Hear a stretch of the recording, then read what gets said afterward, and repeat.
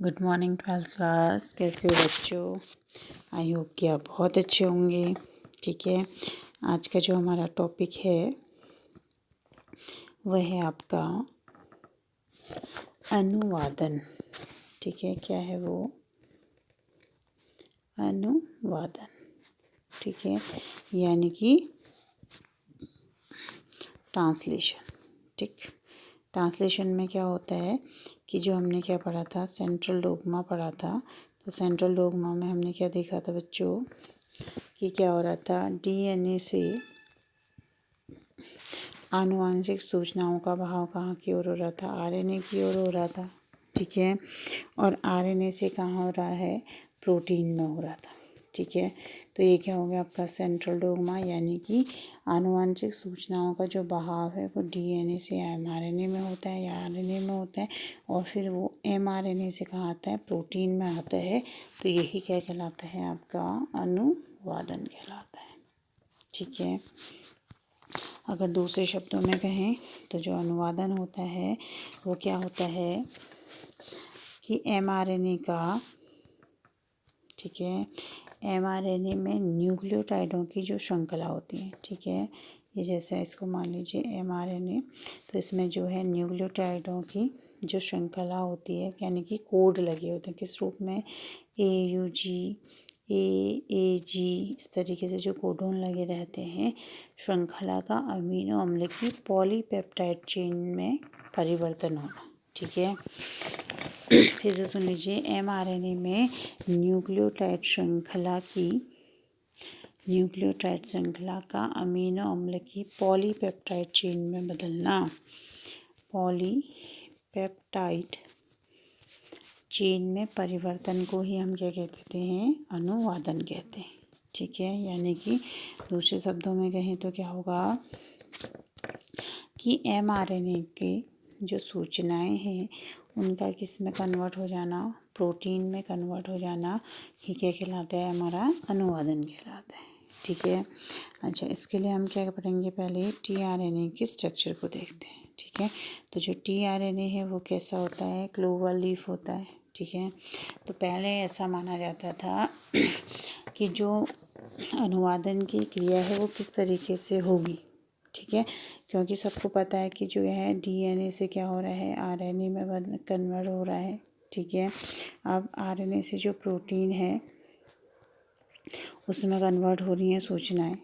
ठीक है, प्रोटीन में कन्वर्ट हो रही हैं, तो ये अभिक्रिया आरएनए से सूचनाओं का प्रोटीन में कन्वर्ट होना क्या कहलाता है? अनुवादन कहलाता है। ठीक है, तो ये क्रिया होती कैसे है, किसके द्वारा होती है, ये कंफर्म नहीं था। ठीक है, तो जो क्रिक थे उन्होंने बताया कि कोई ऐसा माध्यम होना चाहिए जो कि साइटोप्लाज्म से, ठीक है, साइटोप्लाज्म से अमीनो एसिड को, ठीक है, अमीनो एसिड को कहाँ लेके आए? अमीनो एसिड को एमआरएनए की श्रृंखला पर लेके आए, जिससे कि वो उसको क्या करे? ट्रांसलेशन उसका कर सके, अनुवादन कर सके। ठीक है, तो उससे पहले क्या था कि हमको आरएनए के बारे में भी पता था।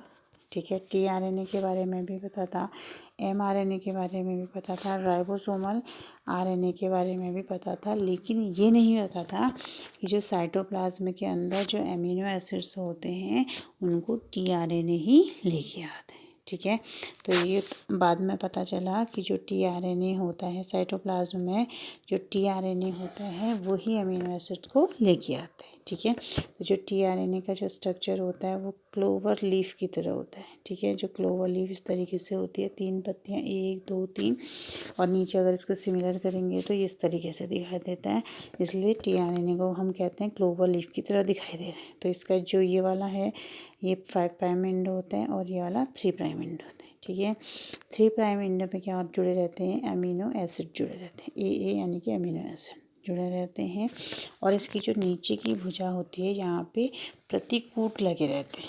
ठीक है, जैसा आप इस चित्र में देख रहे हैं कि इसमें प्रतिकूट क्या लिखा है? UCA, और ये जो नीचे लाइन है ये क्या है? आपकी एमआरएनए है। ठीक है, तो एमआरएनए की श्रृंखला पर टीआरएनए क्या करता है, साइटोप्लाज्म से एमिनो एसिड को लेके आता है। यहाँ पे जुड़ा है देखिए, टायरोसिन और सीरीन एमिनो एसिड जुड़ रहे हैं और नीचे की भुजा पे क्या लगे हैं, प्रतिकोट लगे। यानी कि ये एमआरएनए पे जो कोट लगे रहते हैं उसको डिकोड करता है, यानी कि उसको पढ़ता है और प्रोटीन को पॉलीपेप्टाइड चेन बनने में मदद करता है। ठीक है, तो एमआरएनए पे जो कोड लिखे रहते हैं उनको कौन पढ़ता है, टीआरएनए पढ़ता है। और टीआरएनए के द्वारा क्या होता है, प्रोटीन का पॉलीपेप्टाइड चेन बनने में मदद मिलती है। ठीक है, तो जो इसका क्लोवर लीफ मॉडल है वो किस तरीके का, देखिए इस यहाँ पे क्या है आपका, इस तरीके से पत्ती जुड़ी हुई है। ठीक है, 3 भुजाएं हैं इसकी और एक क्या है 5 prime and 3 prime and. 3 prime and में अगर यहाँ देखें तो क्या है, एमिनो एसिड जुड़ा हुआ है। ठीक है, एमिनो एसिड जुड़ा है और नीचे जो इसकी भुजा है वहाँ पर क्या लगे, आपके कूट लगे, प्रतिकूट लगे हैं। और ये प्रतिकूट किससे मैच करते हैं, एमआरएनए पे लगे कूट से मैच करते हैं। ठीक है, यानी कि जो भी यहाँ पे लगा हुआ इसके अपोजिट एमआरएनए पे होगा। जैसे AUG है, प्रारंभक कोडॉन भी है, यानी कि किसी भी अभिक्रिया को शुरू करने के लिए AUG की आवश्यकता पड़ती है। ठीक है, तो इसके अपोजिट एमआरएनए में क्या लगा है, UAC लगा है। इधर देखें तो टीआरएनए पे क्या लगा है, UCA लगा है प्रतिकूट, और किसको प्रतिकूट कर रहा है वो, एमआरएनए पे उपस्थित AGU। ठीक है, ए क्या ऊपर क्या हो गया, एंटी, यू हो गया यूरेसिल और ग्वानिन के साइटोसिन, और फिर यूरेसिल के अगेंस्ट ए आ गया। ठीक है, तो एमआरएनए पे जो कूट भाषा लिखी है उसको कौन पढ़ता है। ठीक है, एमआरएनए पे जो कोड भाषा लिखी है उसको कौन पढ़ता है, टीआरएनए पढ़ता है। और क्या करता है, प्रोटीन को क्या करता है, पॉलीपेप्टाइड चेन में बदलने में हेल्प करता है। ठीक है बच्चों, समझ गए इतना।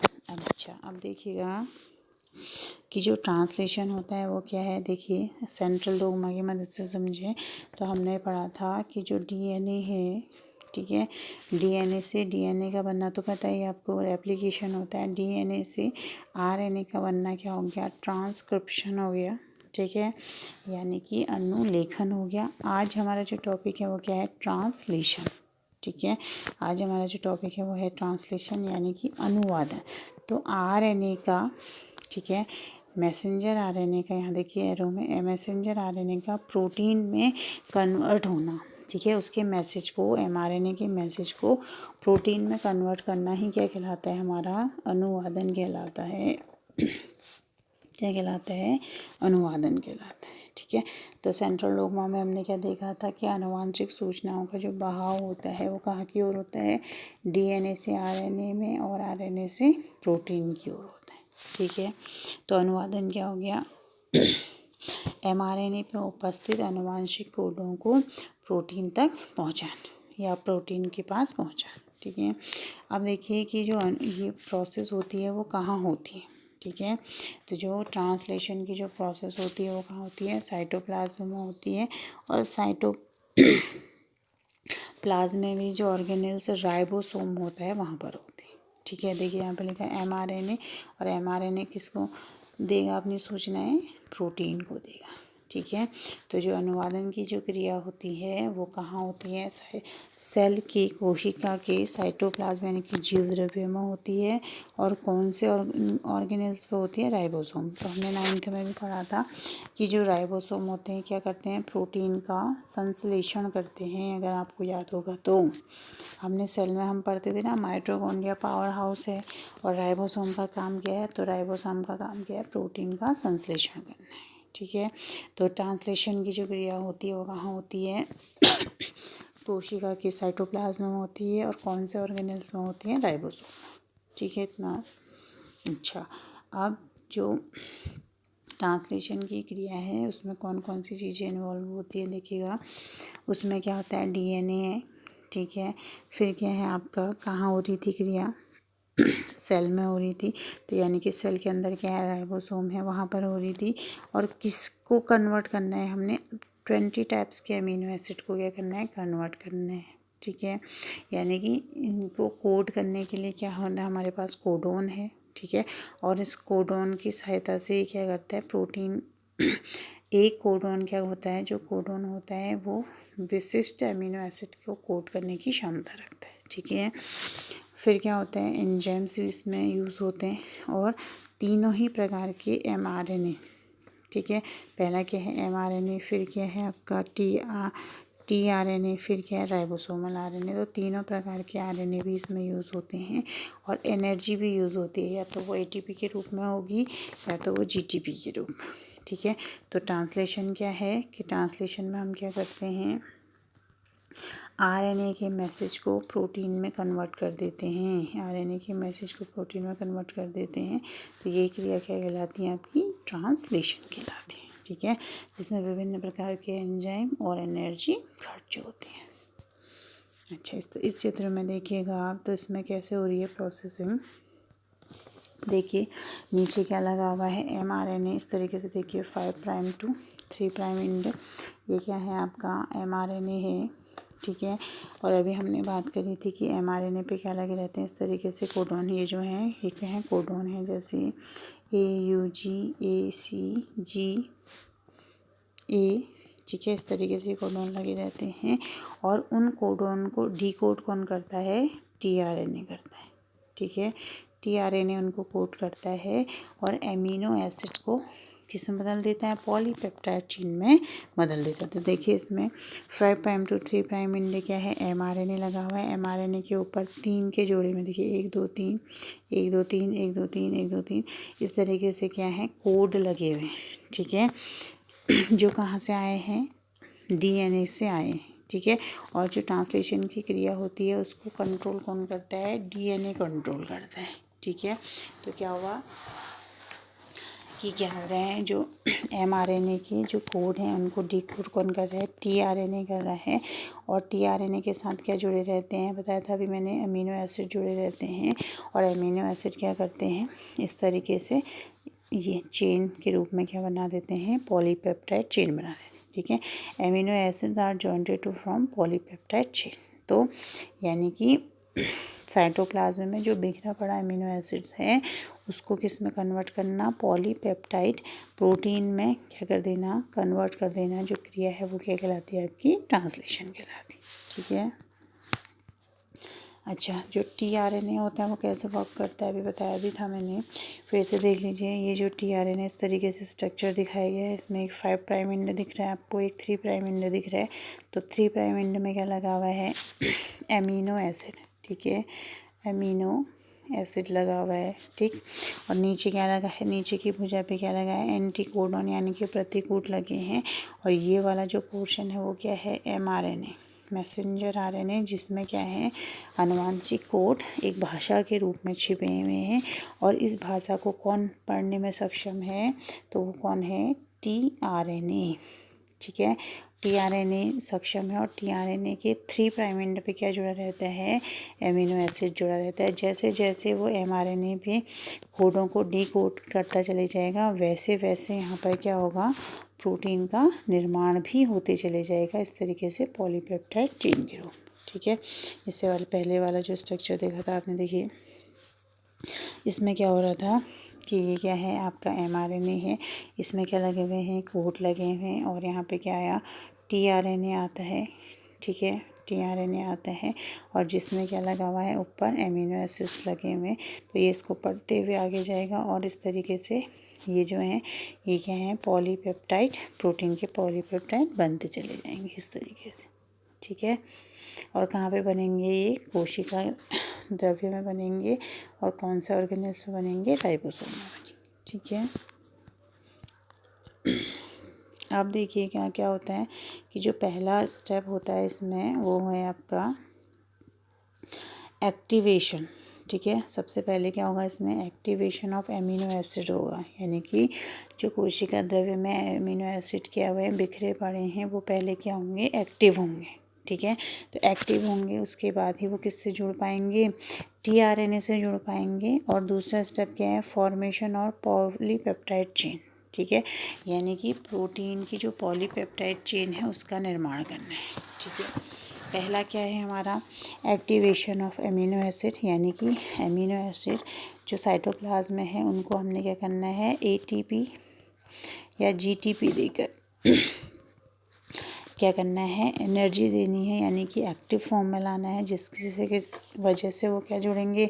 अगर ये क्या है, tRNA है, तो tRNA की क्या करेंगे, 3 प्राइम एंड में एमिनो एसिड जुड़ जाएंगे। ठीक है, तो ये क्या कहलाएगा आपका, activation of amino acid.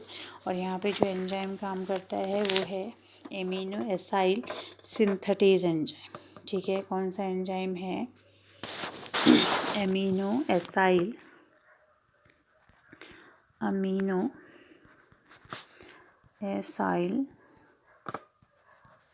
Synthetase.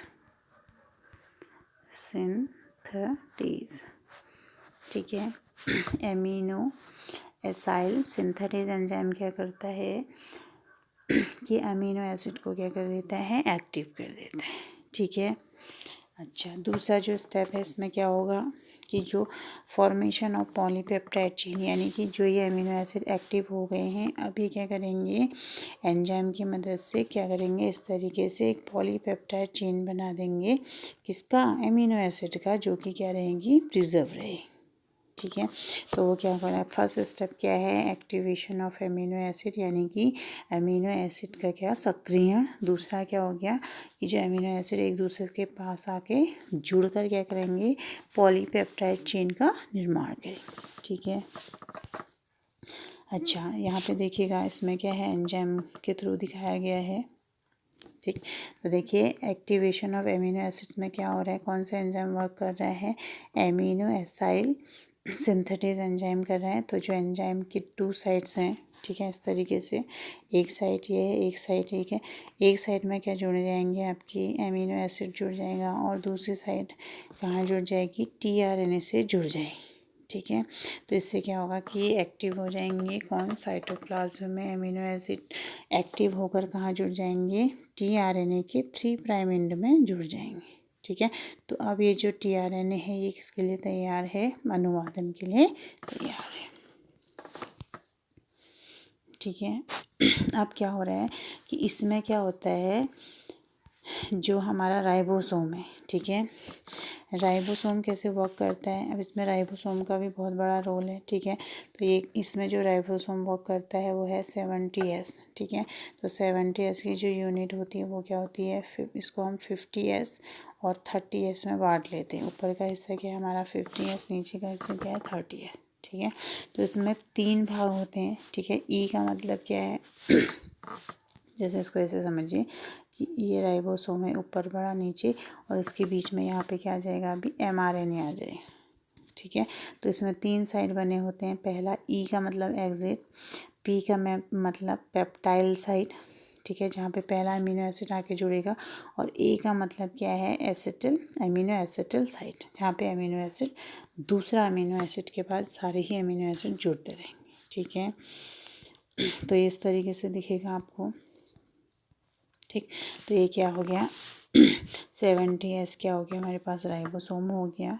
ठीक है, तो यहाँ देखिएगा इस वाले चित्र में क्लियर दिख रहा है, ऊपर क्या है, ये 50S राइबोसोम, नीचे वाला 30S, और बीच में इसमें क्या हो गया, mRNA जुड़ गया है। mRNA जुड़ गया है कहाँ पर से, 5 प्राइम टू 3 प्राइम एंड, और यहाँ पे इसकी 3 साइड है, एग्जिट साइड, पेप्टिडाइल साइड और एमिनो एसिड साइड। ठीक है, तो पहला जो tRNA आता है वो क्या आता है, AUG जब श्रृंखला में मिलेगा तो ही आएगा, और ये किसको कोट करता है, मैथ्योनीन को कोट करता है, और पेप्टाइल साइड पर आकर ही क्या होगा, जुड़ जाएगा। ठीक है,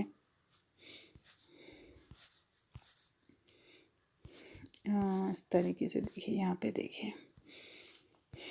ठीक, तो इसमें देखिए आप, ये वाला जो बेस है ये क्या है आपका, mRNA है। ठीक है, mRNA की ये क्या है, 5 प्राइम एंड है, और ये क्या है, 3 प्राइम एंड है। ठीक, तो ये क्या हो रहा है, इधर पे देखिए tRNA क्या कर रहा है, एमिनो एसिड्स को लेके आ रहा है, और ये वाला जो स्ट्रक्चर है ये क्या है, राइबोसोम का स्ट्रक्चर है, ऊपर वाला 50S, नीचे वाला 30S। ठीक है, इन दोनों के बीच में इस तरीके से देखिए, ये है 50S, ये है 30S, और इन दोनों के बीच में क्या जोड़ रहा है, mRNA जोड़ रहा है, कैसे पोजीशन पे, 5 प्राइम टू 3 प्राइम एंड में, और इसमें क्या लगे हुए हैं, इस तरीके से कोड लगे हैं। इन कोडों को डिकोड कौन करेगा, tRNA करेगा। ठीक है। और टीआरएनए के साथ क्या जुड़े हुए हैं, एमिनो एसिड जुड़े हुए हैं। तो एमिनो एसिड आकर क्या करेंगे, यहाँ पर पॉलीपेप्टाइड चेन को भी बनाते रहेंगे, ठीक है। तो इसमें देखिए जैसे चित्र में क्या आ रहा है, यहाँ पे से क्या है, टीआरएनए है जिसके साथ एक क्या जुड़ा है, एमिनो एसिड जुड़ा हुआ है। और जैसे ही यहाँ पर क्या मिलेगा इसको, एमआरएनए के सीक्वेंस में AUG। तो ये क्या है, स्टार्ट कोडॉन है, बताया था आपको स्टार्ट कोडॉन है। तो जैसे ही ये जुड़ेगा तो टीआरएनए क्या आएगा, इसको कोड करेगा और एक एमिनो एसिड यहाँ पे छूट जाएगा, ठीक है। फिर इसी तरीके से दूसरा आएगा, तीसरा आएगा, और ये जो चेन बनी है ये क्या बनी है, पॉलीपेप्टाइड की चेन इस तरीके से बनती रहेगी। तो एक के बाद एक के बाद एक क्या करेंगे, आते रहेंगे। और एट द लास्ट यहाँ पे क्या आएगा आपका, एंटीकोडॉन आएगा, ठीक है। तो एंटीकोडॉन क्या क्या थे हमारे पास,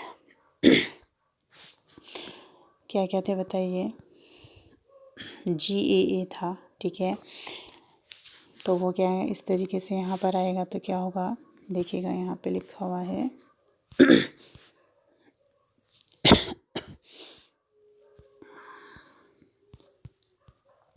वो क्या करेगा, अभिक्रिया को क्या कर देगा, रोक देगा, ठीक है। जैसे यहाँ पे देखिएगा इस वाले चित्र में भी क्या हो रहा है, देखिए ये क्या है आपका mRNA है, ठीक है, जो कि इसमें लगे हुए हैं, कोड लगे हुए हैं, ठीक। कोड क्या करते हैं,